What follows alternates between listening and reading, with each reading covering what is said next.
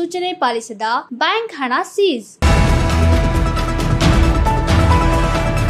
ಮಾಚಗೊಂಡನಹಳ್ಳಿ SST ತಂಡ ತನಿಖೆ ಸಮಯದಲ್ಲಿ ಹಣ ಸಾಗಿಸುತ್ತಿದ್ದ ವಾಹನವನ್ನು ತಡೆಗಟ್ಟಿ ತಪಾಸಣೆ ಮಾಡಿದಾಗ 45 ಲಕ್ಷ ಹಣ ದೊರಕಿದ್ದು ಅದು ಬ್ಯಾಂಕ್ನಿಂದ ಬೇರೆ ಬ್ಯಾಂಕ್ಗೆ ಸಾಗಿಸುತ್ತಿದ್ದ ಹಣ ಎಂದು ತಿಳಿದುಬಂದಿದೆ.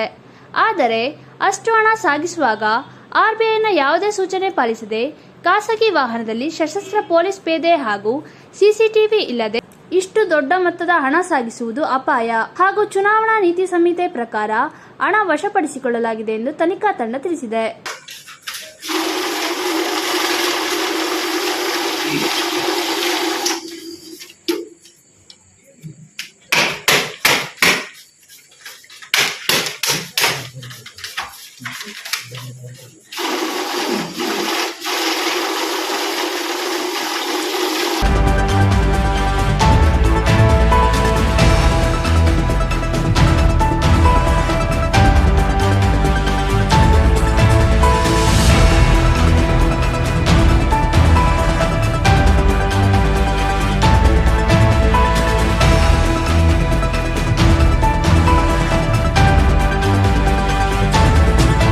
ಚುನಾವಣಾ ಸಮಯವಾಗಿರುವುದರಿಂದ ಕಟ್ಟುನಿಟ್ಟಿನ ತಪಾಸಣೆ ನಡೆಯುತ್ತಿದ್ದು, ಯಾವುದೇ ಹಣ, ಒಡವೆ, ವಸ್ತ್ರ ಸಾಗಿಸುತ್ತಿದ್ದಲ್ಲಿ ಸರಿಯಾದ ದಾಖಲಾತಿಯನ್ನು ಹೊಂದುವುದು ಕಡ್ಡಾಯ.